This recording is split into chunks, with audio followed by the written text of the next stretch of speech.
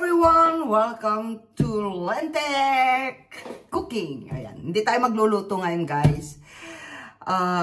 Magmamarinate tayo ng igado. Sorry guys, nakayupo kasi yung aking cellphone dyan dahil So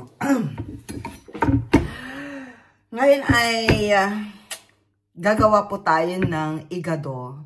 Yan. Pero abangan nyo guys kung paano natin lutuin yung igado. Pero bago tayo magluluto ng igado guys, kaming mga Ilocano kasi ay minamarinate muna namin yung meat. So, ayan guys, ayusin lang natin. Ayan. Yan. So, meron tayo ditong taktaran. Ang igado sa amin guys ay ito, may laman. Pero guys, ang laman kasi ay ito, ang tawag dito yung tenderloin. Lumo po yung ginamit ko para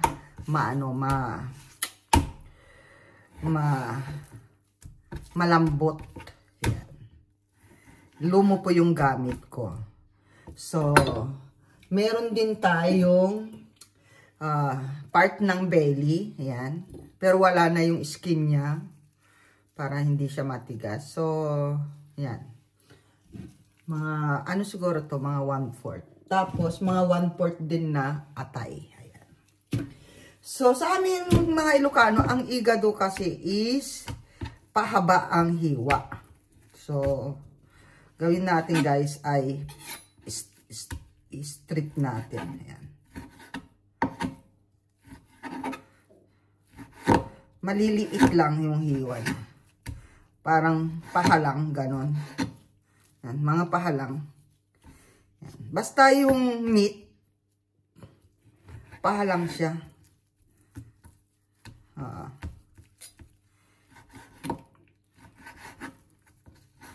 Basta lahat ng hiwa nito, puro pahalang pati ricado. Pero, siyempre, yung ricado is babanggitin na lang natin yan kapag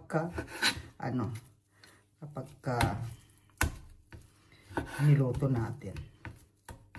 So, hiwain lang natin yan ng mga ganyan, pahaba. Kasi ang igado sa amin ay pahaba talaga. Kapag minudo, square yata yun. So guys, ginagaya ko lang kung ano yung natikman ko na Ang igado kasi talaga sa amin ay pahaba yung niya yung hiwa, mga ganyan. Basta pahaba. Ewan ko sa inyo kung ano yung igado. Basta sa kami mga Ilocano, ang igado namin ay pahaba. Yan. Na maninipis ang hiwa na pahaba. Hindi naman yung manipis na manipis. So, ayan. Lagay natin dito sa lagayan natin. Sorry. Ayan. So, papakita din natin dito completely guys na na ganun din ito. Pa-stripe din. Pahaba din.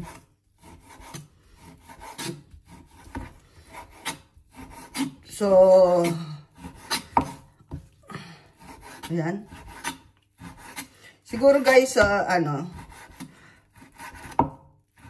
yung mga hindi nakakaalam ko ano po yung igado. Specialty po yun ng mga Ilocano yung igado. Pagka pumunta po kayo ng Ilocos, basta bandang north, pagka sinabing mong igado, specialty na po yan ng mga Ilocano. Tsaka madali lang nilang lutuin yung igado. Number 1 kasi yung basta kahit anong okasyon sa amin may igado Alam ko bakit laging may igado ang yung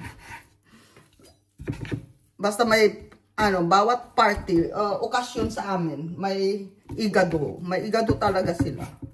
Tsaka malalaman mong igado kaagad kasi stripe po yung hiwa.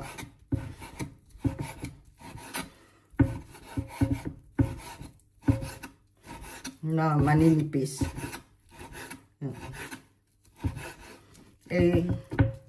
Tsaka first time ko pong mag-igado.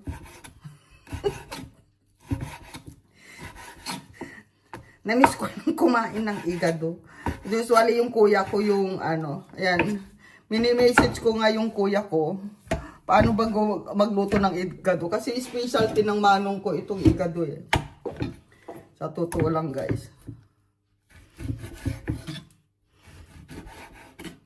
Yung iba, hindi nila sinasabay yung atay pag marinate. Yung iba ha, pero si Manong kasi, nakita ko kasi halo-halo na yung pag-marinate niya sa atay. Yan. Yung tatay ko kasi pag nagluto yun, di mo malalapitan yun. Kaya hindi ko, si Manong nalalapitan ko. Yung kuya ko nalalapitan ko yung pag nagluluto. So, ganun din yung hiwa ng atay guys. Pahaba din. Depende. Nalakihan ko yata yung hiwa. So, ayan guys, i-stripe. Lang, pahaba lang yung Paala na yung atay na eh. Yan. So, kung kayo ay may bait na maghiwa ng maliliit, ako lang naman kakain itong ko eh. Yan. Depende yan guys. Pwede nyo itong pang negosyo. Yan. Yung mga nagluluto-luto ng mga ulam-ulam, yung mga extrang gustong magkaroon ng income na mananay. Yan, yung kahit hindi nanay guys, kung gusto nyo magnegosyo, konti lang naman yung puhunan siguro nito. Yan. I-ano nyo lang. Yan guys. So, ayan. Hugas muna tayong kamay. Kaya ako nagguantes kasi malansa po yung yung atay malansa.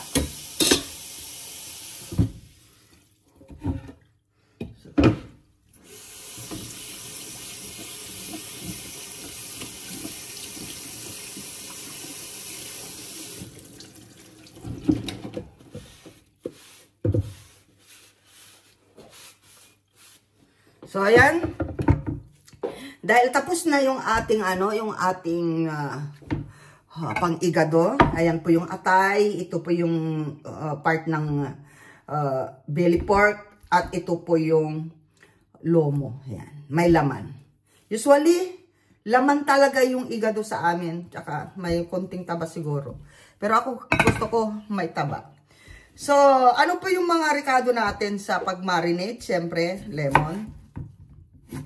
Yan. Siguro dalawang pirasong lemon lagay natin. Yan.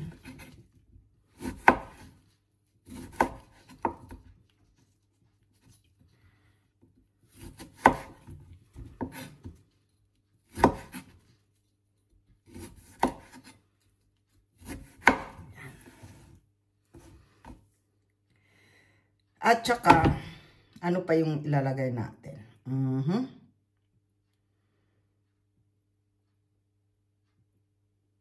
Wait.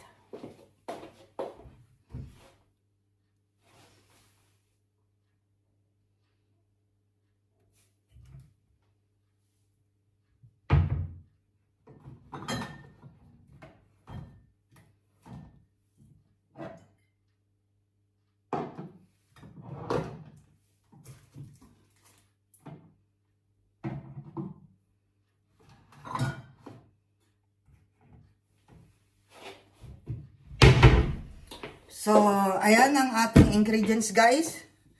So, ilalagay na natin yung lemon. Ito, una muna lemon.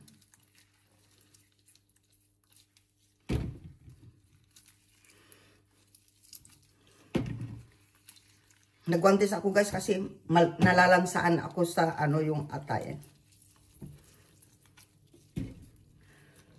So, i-marinate muna natin siya ng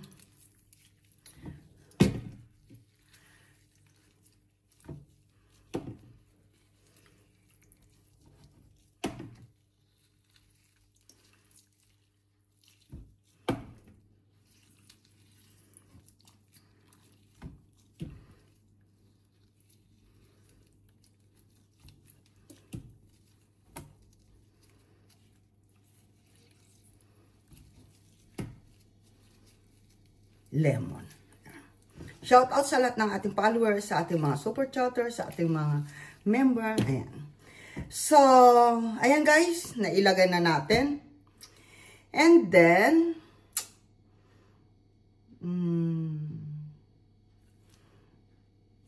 mamaya na natin haluin. Kasi, ito yung portion na gusto kong,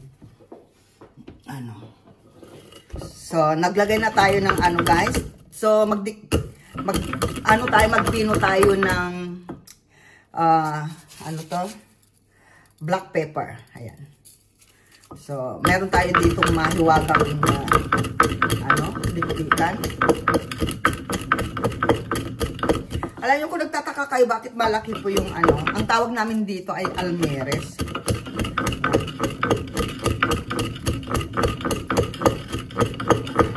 Kung nagtataka kayo kung bakit ang laki-laki ng almeres ko, regalo po ito sa akin ng taga Thailand.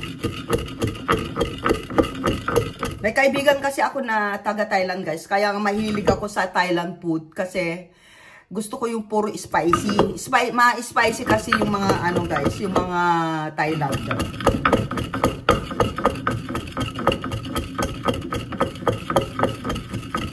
So, ayan. So,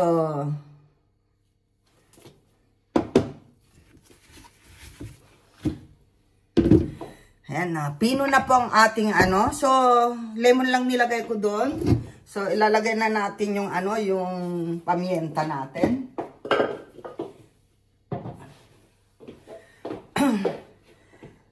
At maglalagay tayo ng konting ketchup. Yan. At saka meron po akong mamasita. Kasi nakita ko yung kuya ko naglalagay ng mamasita. Hindi na siya naglalagay ng toyo, kung ano-ano. Basta naglalagay lang siya ng ng mamasita. So, siguro lagyan na natin lahat para wala na tayong babalikan. Yan. Pero magdadagdag po ako dyan ng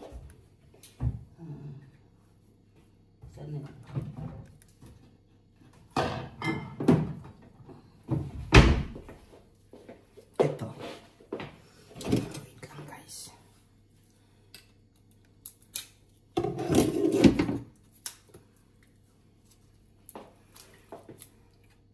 So, bago pa lang, naubos na kasi malaki kong, malaki kong oyster sauce.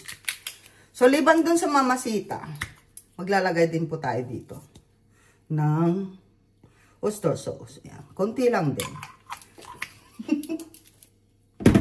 Siyempre, ayan, may pamienta na, may lemon, pamienta, black pepper, ketchup, mamasita, and oyster sauce. Siyempre ako, naglalagay ako ng bechin. Yan. Hindi po masama yung bechin. Para sa akin, hindi po masama yan. Ay, meron pa pala ito. Sayang to. Dik-dik na natin. Yan.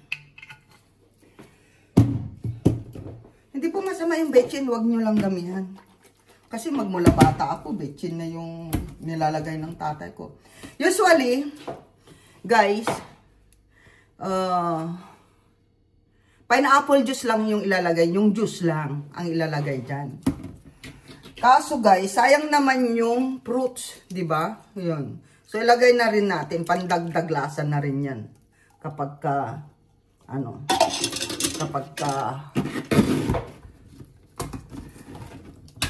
marinate. Ay, yung isa buo. Oh. Sorry naman. So, ang ganda ng pagka-nyo. Pira-pirasohin na lang natin. Whatever.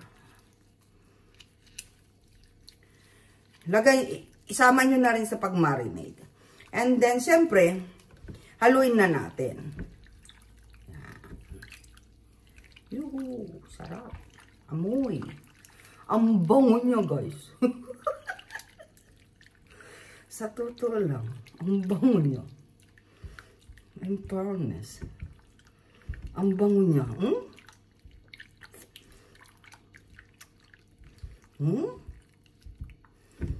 Wow.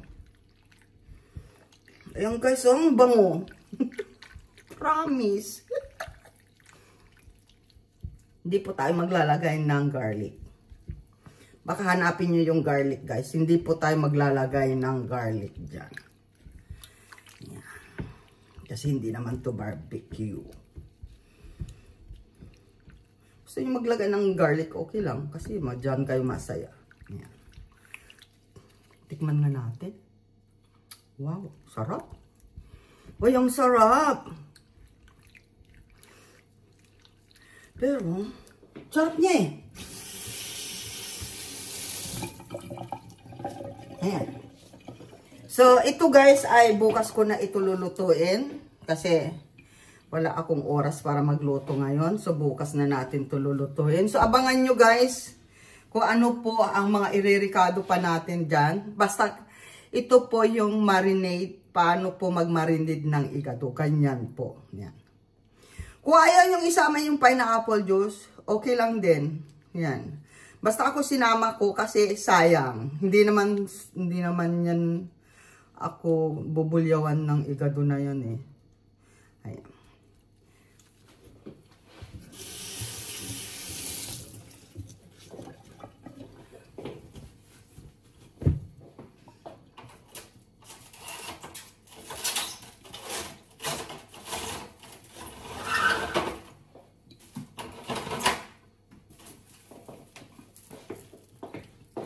So, ayan, takpan natin ng, ng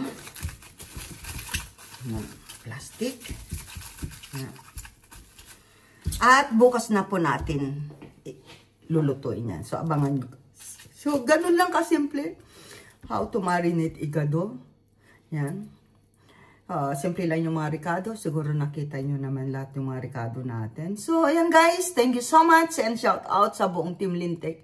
I love you all guys. And sa ating mga, guys, dyan, mga followers. Thank you so much. Happy anniversary na natin. Malapit na.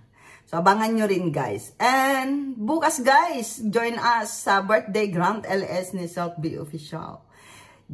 Join us guys at you have the chance to win GCash. Yan, may palaro po tayo. So, see you tomorrow. Love you all guys. Mwah!